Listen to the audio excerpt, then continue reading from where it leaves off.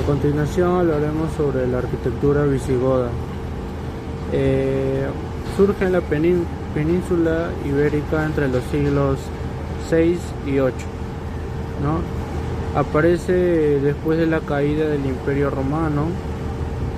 El cristianismo domina, la arquitectura se vuelve religiosa, pierde tecnología romana.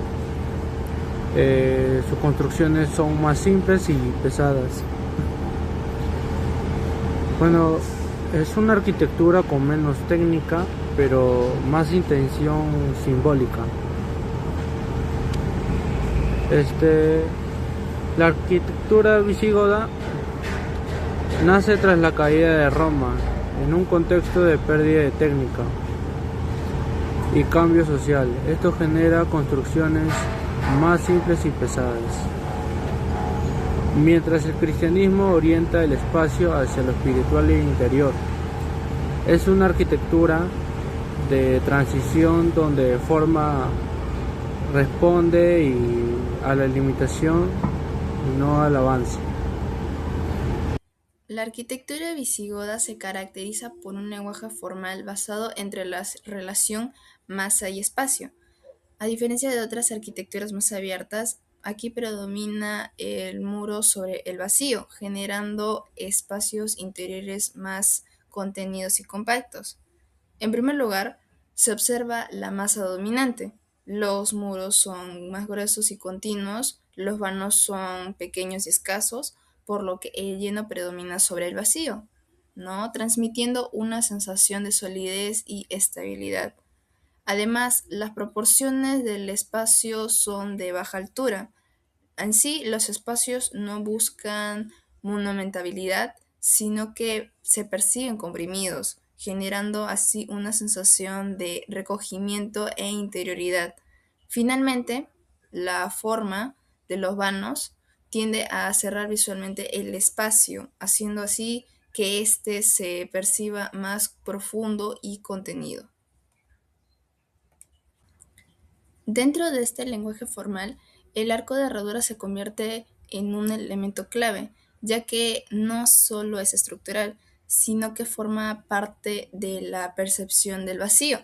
A diferencia del arco romano, que es semicircular y es abierto, el arco de herradura prolonga su curva por debajo del centro, generando así una forma más cerrada que reduce la apertura del vano.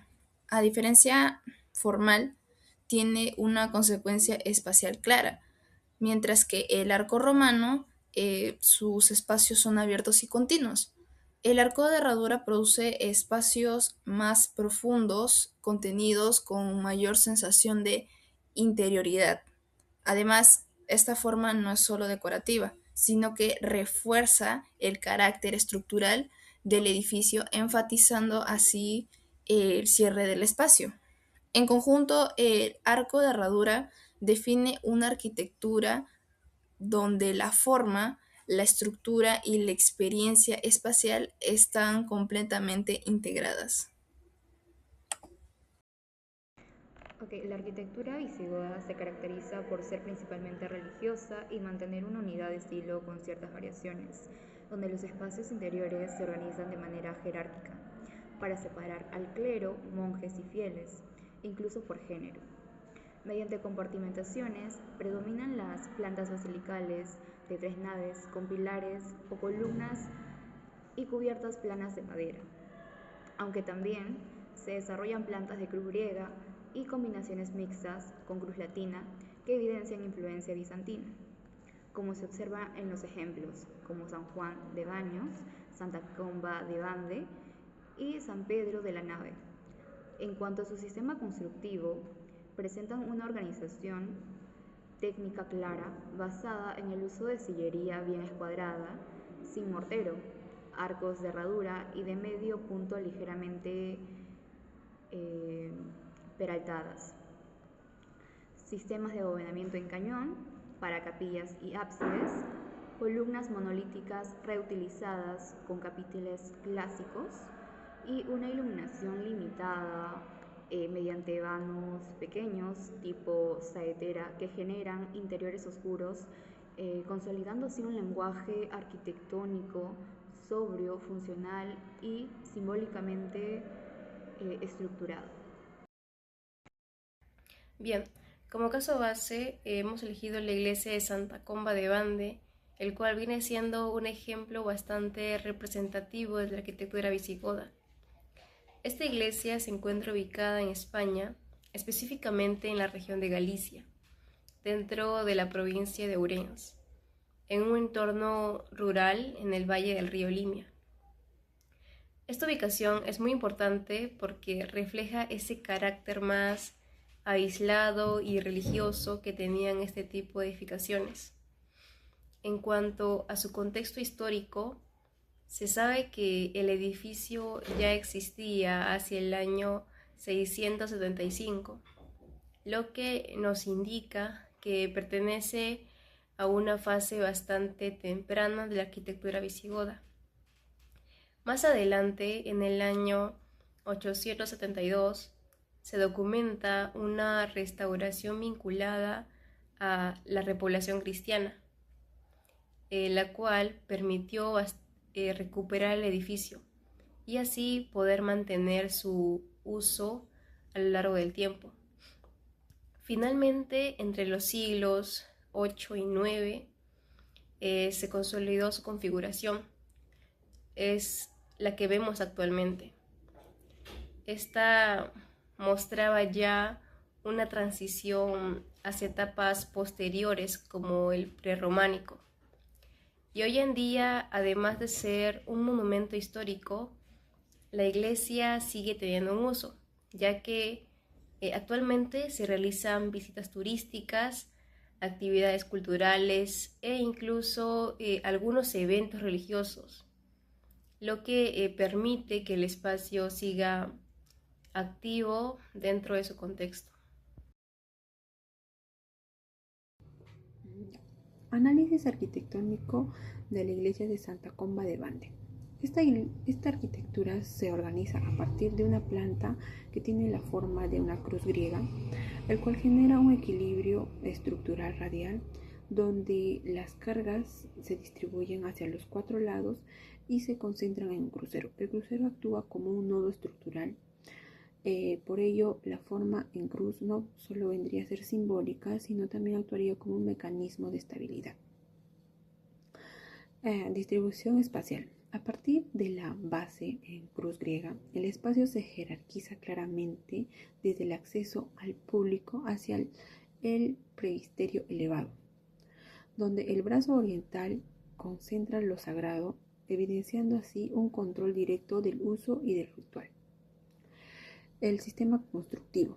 El edificio se resuelve con sillería de piedra, lo cual exige muros portantes gruesos, ya que absorben tanto las cargas verticales como los empujes laterales. Estos muros no solo delimitan, sino también actúan como una estructura de la misma. La cubierta está hecha con estructura de madera y las tejas complementan el techo. Esto para reducir el peso, generando un equilibrio entre la masa y la ligereza. Análisis arquitectónico de la iglesia de Santa Comba de Bande. Esta arquitectura se organiza a partir de una planta que tiene la forma de una cruz griega, el cual genera un equilibrio estructural radial donde las cargas se distribuyen hacia los cuatro lados y se concentran en un crucero. El crucero actúa como un nodo estructural. Por ello, la forma en cruz no solo vendría a ser simbólica. Elementos arquitectónicos para el funcionamiento estructural. Para esta edificación, los elementos que incorporaron fueron el arco de herradura, el cual permite distribuir las cargas hacia los apoyos. Por otro lado, los muros trabajan a compresión continua y el volumen compacto minimiza los empujes horizontales. Todo esto está orientado para su propia estabilidad. Finalmente, la forma responde directamente a la función litúrgica. El espacio central dirige la atención al altar. No hay recorrido sin concentración, por lo que la arquitectura actúa actúa como un instrumento de control ritual. Elementos arquitectónicos para el funcionamiento estructural. Para esta edificación, los elementos que incorporaron fueron el arco de herradura, el cual permite distribuir las cargas hacia los apoyos. Por otro lado, los muros trabajan a compresión continua y el volumen compacto minimiza los empujes horizontales. Todo esto está orientado para su propia estabilidad. Finalmente, la forma responde directamente a la función litúrgica. El espacio central dirige la atención al altar. No hay recorrido sin concentración, por lo que la arquitectura actúa como un instrumento de control ritual. Elementos arquitectónicos para el funcionamiento estructural. Para esta edificación, los elementos que incorporaron fueron el arco de herradura, el cual permite distribuir las cargas hacia los apoyos. Por otro lado, los muros trabajan a compresión continua y el volumen compacto minimiza los empujes horizontales. Todo esto Base, la espacialidad, planta cruciforme inscrita. El componente de volúmenes en el cual la planta es la cruciforme de la nave, como también el quimborrio central que resalta los contrastes originales al cimbarrio, es un componente cuadrangular del óbside, como también transepto, que es una línea que conforma la transepto de las construcciones, como también el cuadrangular, que ábsides los cuadrangulares de las naturalezas o con volúmenes que nombran de nivel a la planta rectangular, como también la nave, la maestra de volúmenes con arcos de sillería en la estructura de la nave, como también la planta cruciforme inscrita, es una planta de nave que envuelve volúmenes con sistema de rumbo, de limpieza y de servicios. Como por el otro lado de la imagen, la bóveda de cañón, que es una bóveda de cañón existente en remate de techo. Arco de herradura visible. Se representa por los arcos de herraduras visígodos, como también la cámara supra, que viene siendo la conexión de la cámara sobre el espacio de supraabsidal. El espacio compartimentado refiere a la división interna característica del diseño, como también en secciones, que viene siendo la línea de división por característica del espacio compartimentado. Ahora comenzamos sobre el análisis gráfico. Comenzamos con la planta arquitectónica que tiene una forma de cruz griega, lo que significa que sus brazos son casi iguales tanto izquierdo y derecho de la edificación, como podemos observar en la imagen de la primera planta. En el centro se encuentra el crucero, que funciona como el corazón de la iglesia y conecta a todas las áreas, que son las salas laterales, tanto izquierda y derecha, y el ábside.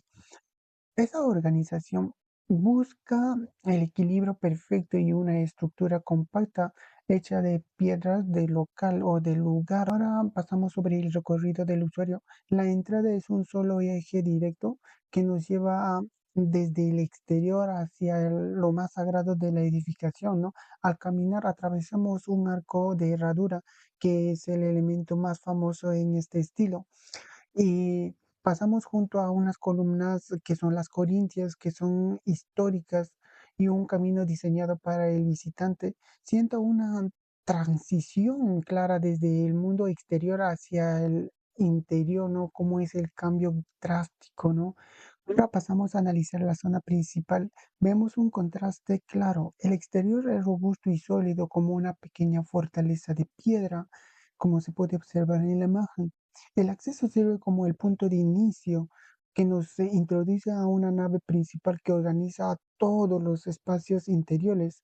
Aquí la arquitectura aprovecha los muros gruesos para crear un ambiente de silencio y paz, ya que es una iglesia ideal para las oraciones. Para terminar, la jerarquía espacial simplemente nos dice qué partes de la iglesia son los más especiales. El ábside y el altar están en el nivel más alto. Como se puede observar en la imagen, están marcados de color rojo. porque es el corazón espiritual del templo. Después sigue el crucero, que es importante porque une a todas las partes de la iglesia como un puente central. Por último, tenemos a la nave y la entrada. Tiene una importancia menor, ya que su función simplemente recibe a las personas y darle espacio para reunir antes de mirar hacia el interior que está ubicado el altar, ¿no?